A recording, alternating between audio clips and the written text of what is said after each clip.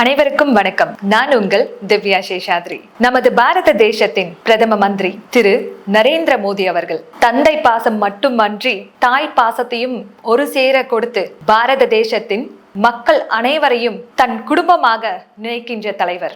அந்த ராம ராஜ்யத்தில் வாழவில்லை என்ற எண்ணத்தை மாற்றி ராம ராஜ்யத்திற்கு சமமான ஆட்சியை கொடுத்து மக்கள் அனைவரையும் தன் குடும்பத்தில் ஒருவராக எண்ணி ஒரு சேர நம் பாரத தேசத்தை வெற்றி பாதையில் பயணிக்க செய்து கொண்டிருக்கும் நமது தலைவர்.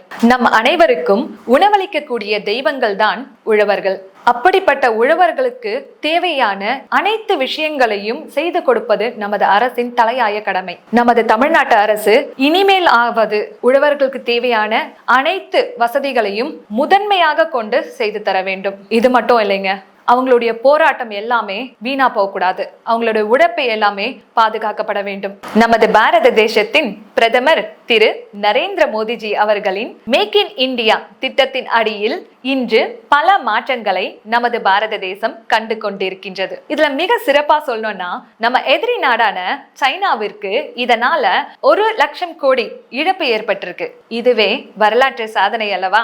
இப்படி பல சாதனைகளை நம்ம இந்தியா உலக நாடுகள் அனைவரும் திரும்பி பார்க்கிற அளவுக்கு வளர்ந்துட்டு வருது. ஒரு நாள் நம்ம பிரதம மந்திரியுடைய பொற்காலத்தில் இந்த ஆட்சியில் நாம் வளர்ச்சி அடைந்த நாடாக மாறுவதில் எவ்வித சந்தேகமும் இல்லை. அப்படி இருக்கையில் ஒரு மிக சிறிய வருத்தம் உள்ளது. எல்லா நாடுகளிலும் திரும்பி பார்க்கும் அளவிற்கு வளர்ந்து கொண்டிருக்கும் நமது பாரத தேசத்தில், நமது தமிழ்நாட்டில் ஏனோ தெரியவில்லை, இன்றைக்கும் நமக்கு உணவளிக்கக்கூடிய விவசாயிகள் போராடி கொண்டே இருக்கின்றனர். சமீபத்துல நாகப்பட்டினத்துல நமது விவசாயிகள் நெற்களை பயிரிட்டு அதை சேமிக்க கிடங்குகள் இன்றி அந்த நெல் எல்லாமே மூட்டையிலே முளைச்ச பரிதாபத்தை நம்ம பார்த்தோங்க. நம் அனைவருக்கும் உணவளிக்கக்கூடிய தெய்வங்கள் தான் உழவர்கள். முதல்ல நம்ம நாட்டுடைய மேம்பாட்டிற்கு முதல்ல அவங்களுடைய வளர்ச்சி தான் இம்பார்ட்டண்டா இருக்கும். அப்படி இருக்கையில நெற்களுக்கு சேமிக்க கிடங்கில்லாம நமது தமிழ்நாடு அரசு கவனக்குறைவால அது மூட்டையிலே முளைக்கிற அளவுக்கு போயிருக்குன்னா நம்ம உழவர்களுடைய உழைப்பு அப்படியே மழை தண்ணியா அடிச்சுட்டு போயிடுச்சுங்க. இது மிகவும் வருத்தம் அளிக்கிறது. ஆனா நமது பாரத தேசத்தின் பிரதம மந்திரி திரு நரேந்திர மோடிஜி அவர்கள் நம் நாட்டு மக்களின் வளர்ச்சிக்காகவும் நம் உள்நாட்டு வியாபாரத்திற்காகவும் பல திட்டங்களை கொண்டு வந்தார். மேக் இன் இந்தியா மற்றும் வோக்கல் ஃபார் லோக்கல், இது போன்ற பல திட்டங்கள்.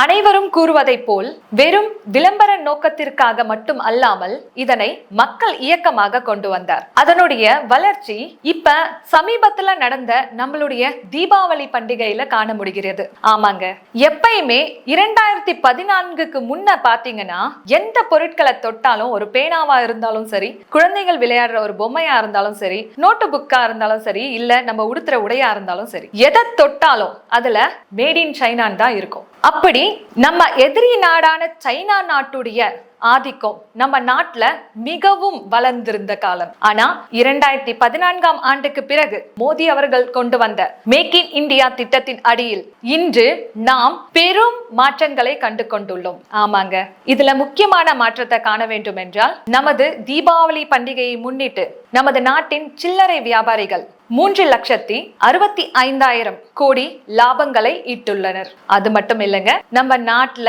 சின்ன ஜப்பான்னு செல்லமா அழைக்கப்படுற சிவகாசி, இவங்க 6,000 கோடி வியாபாரங்களை கண்டுள்ளனர். இது போல பல விஷயங்கள் நம்ம நாட்டுல செய்யப்படுகின்ற கைவினை பொருட்கள், இது எல்லாத்துக்குமே முக்கியத்துவம் வந்திருக்கு. நம்ம நாட்டுடைய வளர்ச்சி எப்படியெல்லாம் நம்ம யோசிச்சோமோ அந்த அளவுக்கு மேம்பாடா போயிட்டு இருக்கு.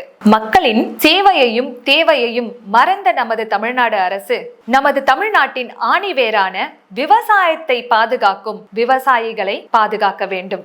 நன்றி.